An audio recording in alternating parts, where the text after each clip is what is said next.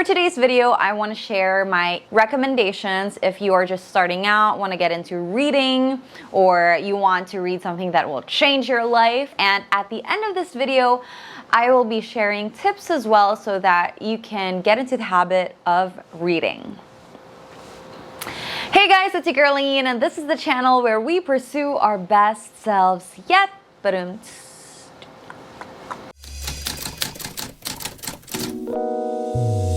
Okay, so let's start with the very first book that is on my recommendation list, and it's my number one. I've made a TikTok about it. By the way, if you haven't followed me, please go follow my TikTok account, subscribe to this channel, click that bell button, leave a comment down below, etc., etc. Anyway, the first book that I want to talk about is The 7 Habits of Highly Effective People by Stephen R. Covey.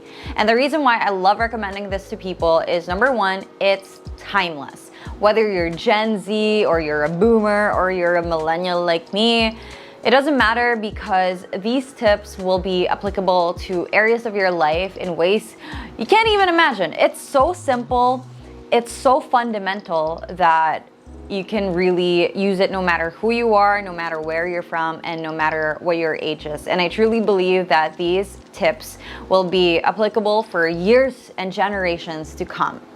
Number two is that it's very actionable. So for example, you want to change your life, you can read a passage from this book and immediately apply it. The way I used it for my life, I actually read it at the beginning of the pandemic, and then I slowly worked through the book and I slowly applied it little by little until I was able to finish reading the book. So The 7 Habits of Highly Effective People kind of feels like a module, and it kind of feels like a worksheet for your life so that you can be better. I honestly think that this feels like a life course, and it would really be beneficial for everybody to figure this out and see how this will apply to their lives. So to give you a quick rundown of what the book is all about, the 7 habits that Stephen R. Covey talks about are: number 1, being proactive; number 2, begin with the end in mind; number 3, put first things first; number 4, think win-win; number 5, seek first to understand, then to be understood; number 6, synergize; and number 7, sharpen the saw. So basically, these steps work together in order to help you become a more effective person all in all. It talks about your values, your core, being dependent on other people, the importance of community, being able to sharpen your skills and improve as a person. And I think this just gives us a holistic approach to self-help as opposed to self-help that's a little surface level. So I highly recommend this. I think this is the foundation of all self-help literature. And especially if you're not used to self-help books or reading self-help, this is a good start. The next book that I want to recommend is Atomic Habits by James Clear. This is something that we always quote on the Camp Confidence Radio podcast. If you haven't listened to our podcast, it's all about self-development in business, and I co-host it with Madam Riza Lana Sebastian. And Atomic Habits is something that has really emphasized for me the importance of baby steps and how all of the things that you do in your lifetime, whether it's just a minuscule amount of effort, they all really compound into this life-changing thing. Because for the longest time, I've always thought to myself, it's not working, whatever I'm doing is not working, nothing's changing, when will I get my big break? And I was always focused on getting a big break, but the book Atomic Habits really made me realize that it's not about getting a big break, rather it's about doing the tiniest things every single day to improve your behavior and inch your way towards your goals and your dreams and your ideal self. And I think it's such an important concept to be understood. And at the same time, this book gives us a lot of good examples and analogies that will further solidify that belief. Because alam mo yan, it's just easy to kind of hear that from another person, but when I read this book, I was like, That's what's been happening in my life. So yeah, go read it. Here's a quote from James Clear so you can understand what I'm talking about. So he says, making a choice that is 1% better or 1% worse seems insignificant in the moment. But over the span of moments that make up a lifetime, these choices determine the difference between who you are and who you could be. Success is the product of daily habits, not once in a lifetime transformations. And when I read this, it really just blew my mind. And I thought to myself, I'm not doing things wrong, because I just felt so slow, you know? When I was starting out and doing all my content stuff, my business, everything, I just felt so slow. But Atomic Habits was so validating because I realized that I wasn't slow. I was just moving in the pace that made sense for my circumstances and for my life. And now I feel better. The next book that I want to recommend is Big Magic by Elizabeth Gilbert. This book is something that I've had for a long time, but it took me a while to actually open it up because, I don't know, I was just not used to Elizabeth Gilbert talking about self-help or like instructional self-development stuff, but this was so good as an audiobook. So if you are somebody who struggles with paperback or like anong tawag doon? Traditional reading, whatever. If you're not used to traditional reading and you want to explore audio, I highly recommend you listen to Big Magic because this was narrated by Elizabeth Gilbert herself on Audible and changed my perspective on what it means to be a creator, what it means to be a creative, doing a creative job. And it was just what I really struggled with when I was reading this in the beginning was that I didn't know how to create my own art, create my own content, and be able to withstand external criticism or self-doubt. And with Big Magic, it really talks about inspiration, about what it means to be a professional creative, how you can honor inspiration, and how you can honor your own creativity by really fostering its potential. And again, I want to read something off of the book to give you guys an idea of what it's all about. This is actually my phone wallpaper. Where's my phone? This quote has been so helpful to me as a creator, as a creative, that I used it as my wallpaper sa phone ko because I was just so scared, you know. I was scared of creating, I was scared of criticism, I was scared of failing, that when I read this, I was like, no, I shouldn't be scared. And in fact, I should be really, really proud that I get the privilege to create. So this is the quote that I'm talking about. This one, I was like, mind blown. So she says, recognizing that people's reactions don't belong to you is the only sane way to create. If people enjoy what you've created, terrific.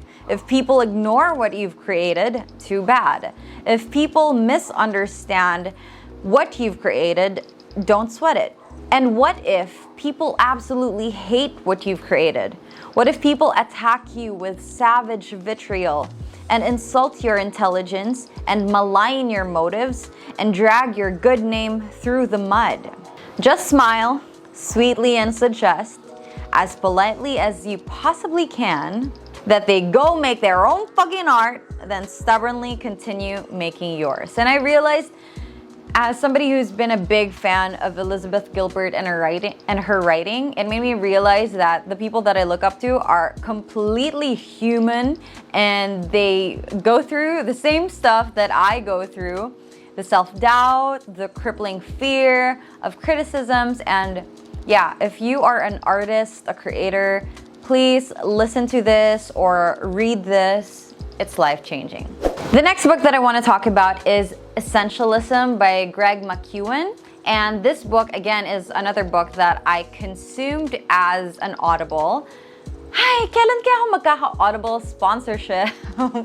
But anyway, I listened to this over the pandemic and I think it was just so timely because Essentialism is basically minimalism but better and more holistic, I would say.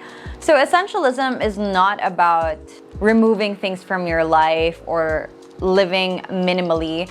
I think what it's really about is focusing on what matters, being able to identify what matters to you. And once I was able to read this, I was able to kind of narrow down the things that I was working on. I was able to narrow down the things that I give a shit about.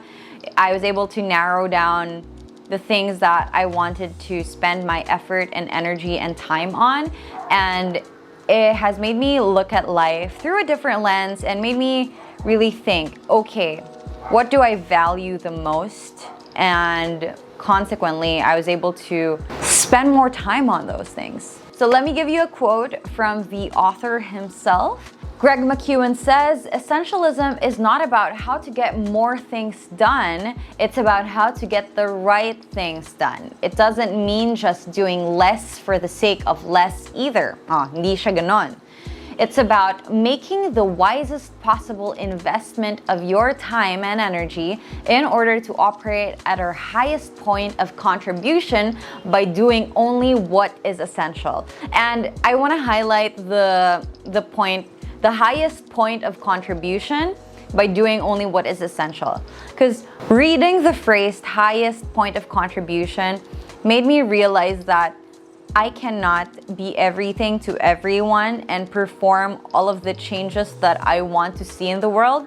I can only operate from a certain level because I'm only human. And so with essentialism, it allows you to really find the right thing to do as opposed to doing everything that you think you need to do.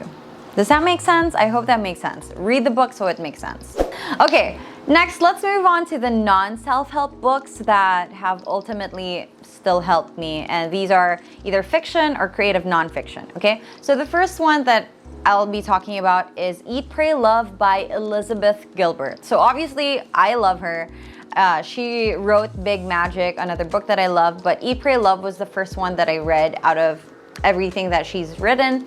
And Eat, Pray, Love is, I think, the most common favorite book of women who are going through heartbreak and love travel. I think that's just Eat, Pray, Love. It's like the Bible of women who want to be independent and want to travel, because basically in this book, she recounts her journey from getting a divorce and then going to Italy to eat, India to pray and meditate, and Bali to ultimately find her love and discover love. But it wasn't all, I guess, on purpose.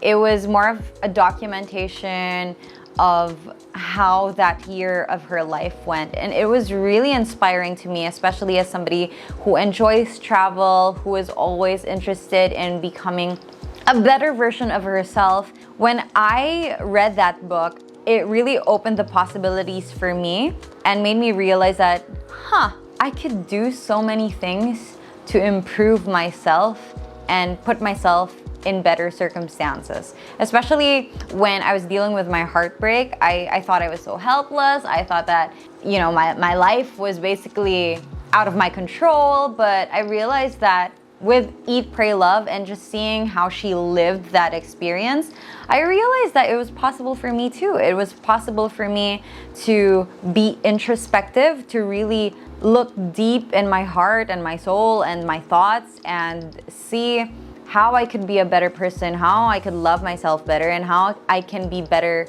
for other people as well. Like the importance of community, the importance of spirituality, and the importance of being your own person. That's something that I learned from Eat, Pray, Love, and it's the only book that I think, is it the only book? But it's one of the books that I can actually reread. The next book that I want to talk about is The Handmaid's Tale by Margaret Atwood. And this is a book that has seriously terrified me. It's not horror, it's dystopian. So meaning it talks about like a society after an apocalyptic event, parang ganon. So basically, in the setting of The Handmaid's Tale, women are second-class citizens and we just exist to either serve men or breed. And it's basically every woman's nightmare, I think.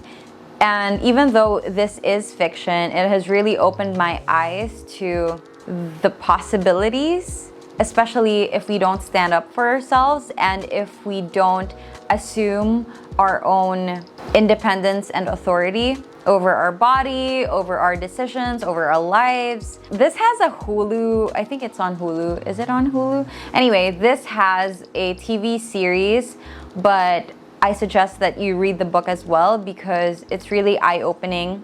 It's terrifying if you're a woman, and it should terrify you as well if you're a man because it affects us all. But I just love this piece of literature. Whenever somebody asks me, like, what book has made you cry, this is it. I really don't want to live in a society like this, but I think it's important to read it because we don't want to have this happen to us in real life. And finally, the last book that I want to talk about is To Kill a Mockingbird by Harper Lee.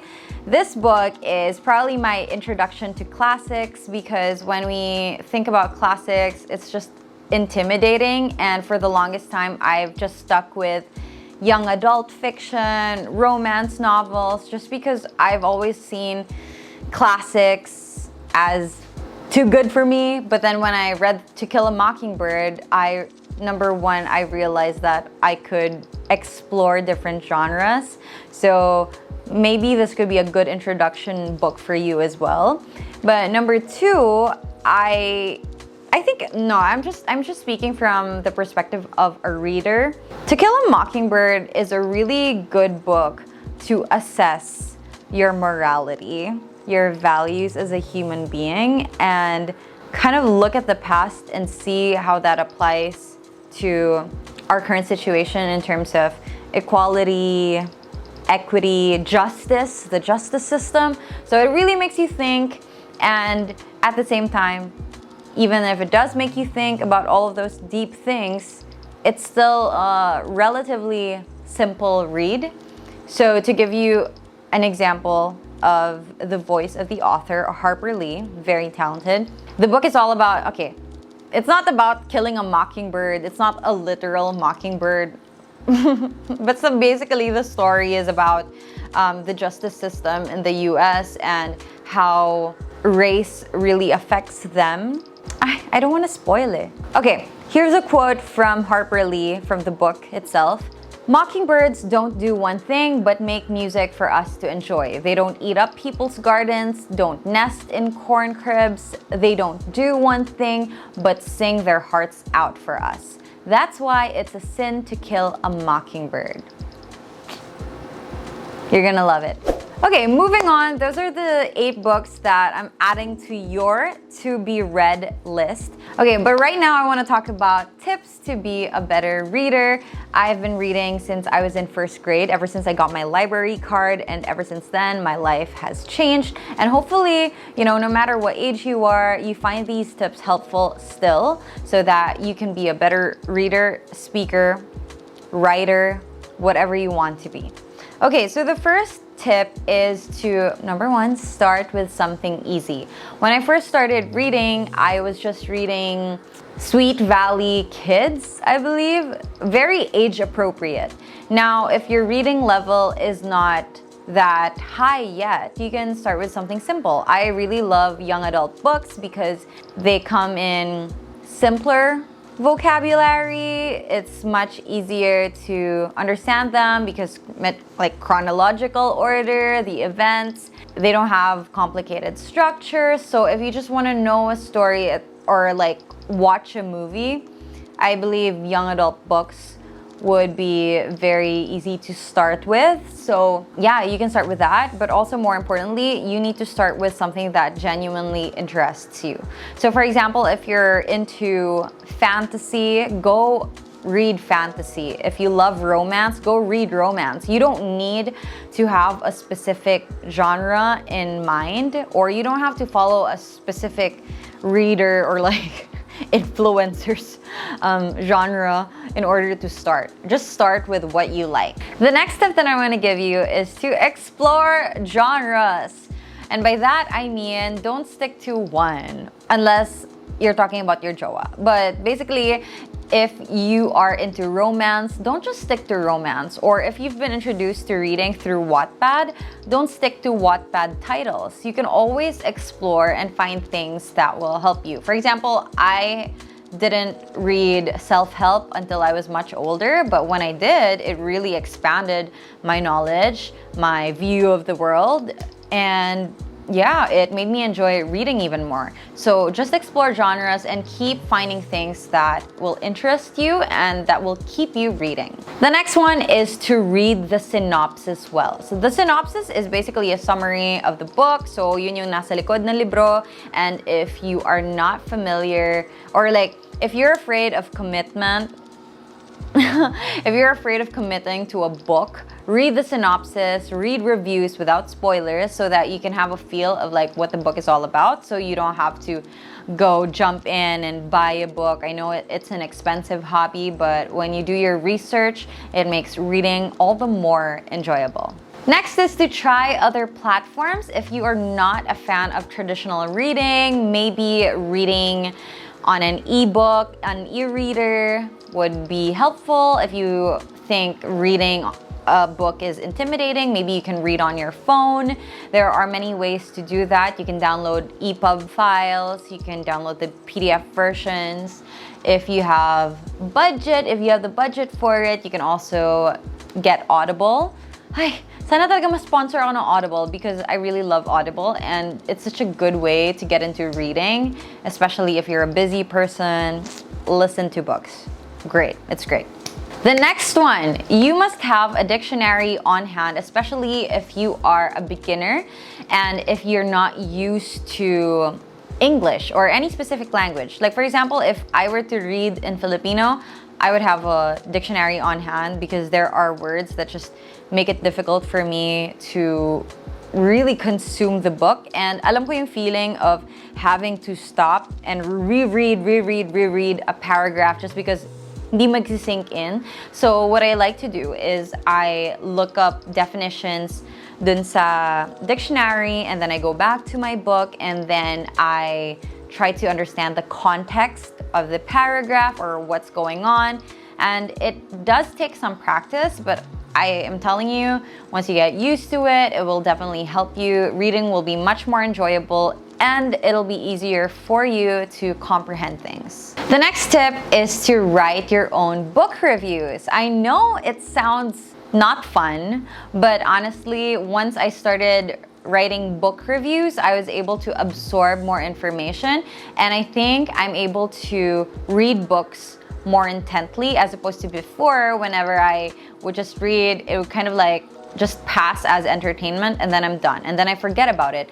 So whenever I write book reviews, I would either do it on Notion or I would do it on Goodreads. So depending on my mood, sometimes I would do it on Audible as well, but it's just really nice because you get to assess like how you felt about it and what you've learned about it and how it's affected you. And it's nice too because you get to go back at your old reviews and be reminded of what you thought about the books. It's helpful for information absorption, if that's a term even.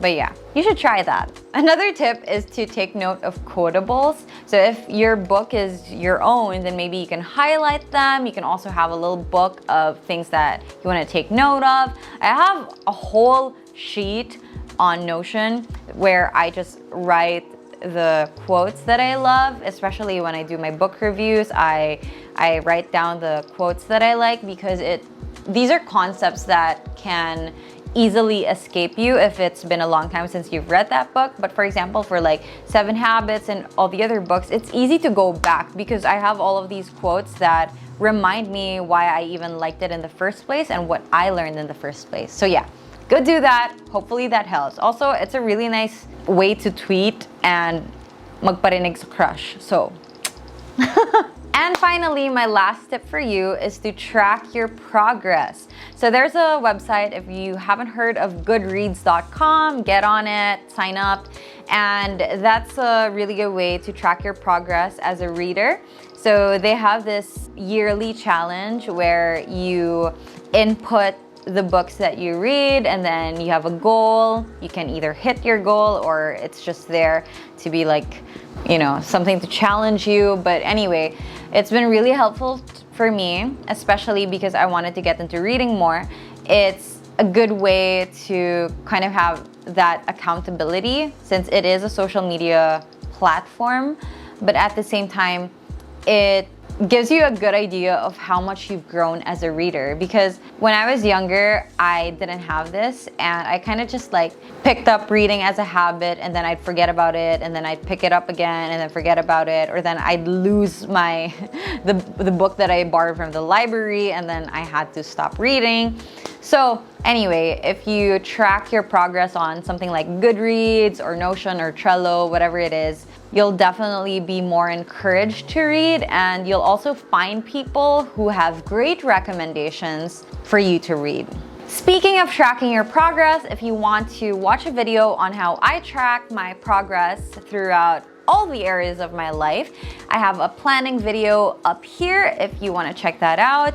Anyway, that's it for my video today. If you enjoyed this, I hope you can click subscribe, like, and that little bell button over there so that you can get updated whenever I post a video. Let me know in the comments what you think. If you have any recommendations and tips for me, I'm always open to that as well.